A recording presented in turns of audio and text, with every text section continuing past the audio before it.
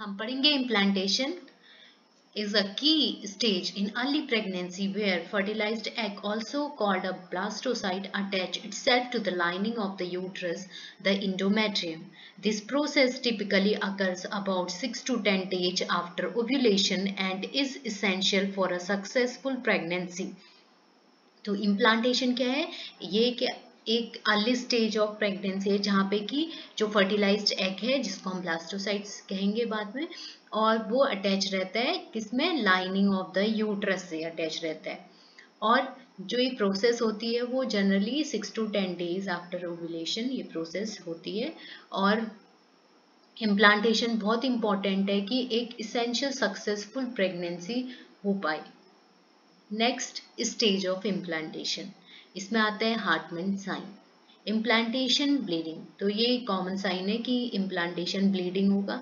And when the implantation occur the uterus and decidua make 3 layers, implantation occur in the uterus will lie damage therefore mid cycle bleeding spot normal finding. तो suppose जो आपको ये diagram दिख रहा है इसमें आपको जो यूट्रस है उसके बाहर से 3 लेयर्स भी दिख रही है जिसे हम decidua basalis, decidua capsularis, decidua parietalis vera, ये हम इसको बोलते हैं। तो इसमें क्या होता है कि जब ये इम्प्लांटेशन होता है तो उसमें यूट्रस की कुछ विलाई डैमेज हो जाती है और जिससे कि मिड साइकिल ब्लीडिंग स्पॉट होती है। ये किसी फीमेल में दिखाई भी दे सकता है और किसी में ये नहीं दिखाई देगा मिड जो ब्लीडिंग स्पॉट से।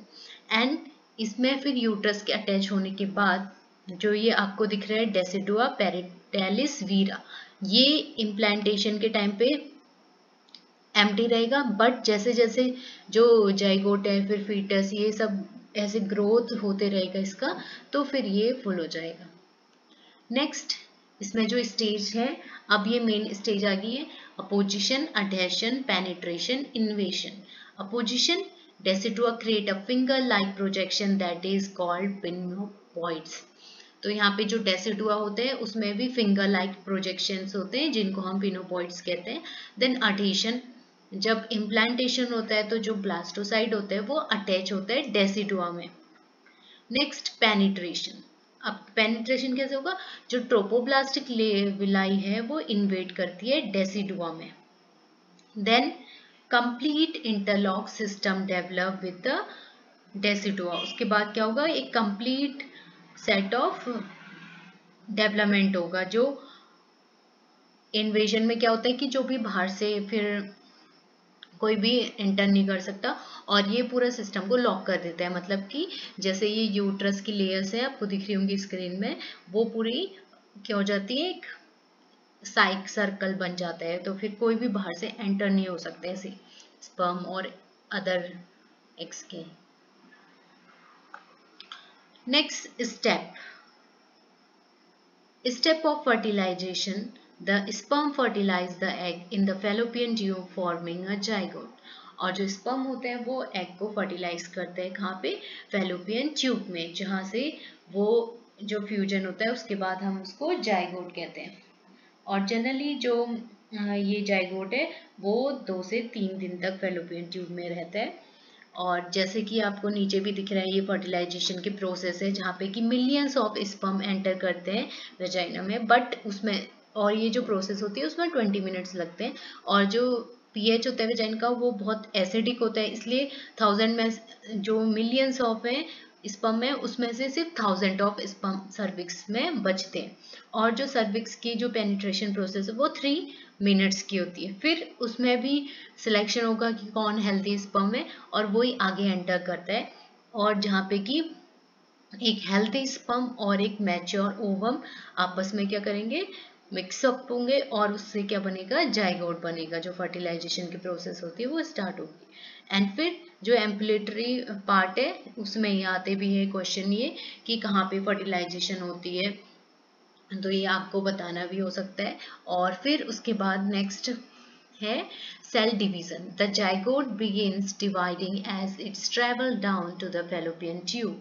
और उसके बाद जो जाइगोट होगा आफ्टर फैलोपियन ट्यूब वो डाउनवर्ड को ट्रेवल करेगा। अब ब्लास्टोसाइट फॉर्मेशन आते हैं। Around 7th day it forms a fluid filled structure called blastocyte ciliary movement and peristalsis movement to push the zygote toward the uterus. अब जो ये blastocyte formation हो रहा है उससे क्या होता है, जितने भी ciliary या peristalsis movement है वो zygote को push करते हैं कि वो towards uterus में चले जाए, वहाँ attach हो जाए. Next, uterine arrival. The blastocyte reaches the uterus and begins to interact with the endometrium. यहाँ पे यूट्रस में आ जाएगा और फिर इंटरेक्ट करेगा एंडोमेट्रियम से. Next, attachment and invasion. The outer layer of the blastocyst जो ब्लास्टोसाइट होता है उससे ट्रोपोब्लास्ट जो है वो अटैच होगा to and invades the uterine lining, embedding itself for nourishment and growth. जैसे कि ये यूट्रस होता है उसमें क्या होती है, जो उसकी लेयर होती है उसके बाद पास आउट होता है न्यूट्रिएंट है, ग्रोथ है, उसमें पूरा सारा सब कुछ जो ब्लास्टोसाइट है और उसकी जो आउटर लेयर है ब्लास्टोसाइट की वो अटैच रहेगी यूट्रस पे और वहाँ से न्यूट्रिशन ग्रोथ होगा प्रॉपर. नेक्स्ट है hormone secretion. Once implantation, the blastocyte start producing HCG, human chronic gonadotropin, which signals the body to maintain the uterine lining and support early pregnancy. एक बार जब implantation हो जाता है तो उसमें जो ब्लास्टोसाइट है वो एससीजी का लेवल क्या करने लग जाएगा, बढ़ाने लग जाएगा, जिससे कि बॉडी में हम जब टेस्ट करते हैं प्रेगनेंसी टेस्ट तो उसमें एससीजी लेवल हाई आता है. तो एक कंफर्मेटरी टेस्ट भी होता है कि हाँ एससीजी जो है वो इंक्रीज हुआ है ह्यूमन प्रेगनेंसी के टाइम पे वुमेन. नेक्स्ट कुछ साइन है इम्प्लांटेशन के.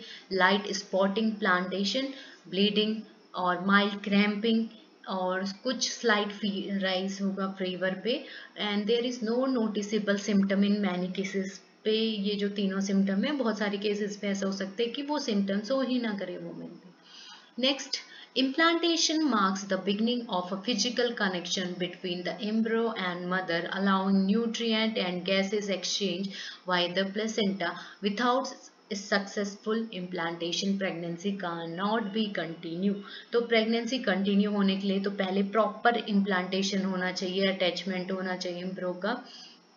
एंड नेक्स्ट इज जो रेगुलर कनेक्शन है एम्ब्रो और मदर के बीच में जहाँ ताकि वो न्यूट्रिएंट गैस एक्सचेंज सारा प्लेसेंटा के थ्रू हो सके. आई होप आपको ये क्लास समझ में आई होगी क्योंकि इम्प्लांटेशन बहुत ही इंपॉर्टेंट टॉपिक है. और thank for watching and like this video. Thank you so much.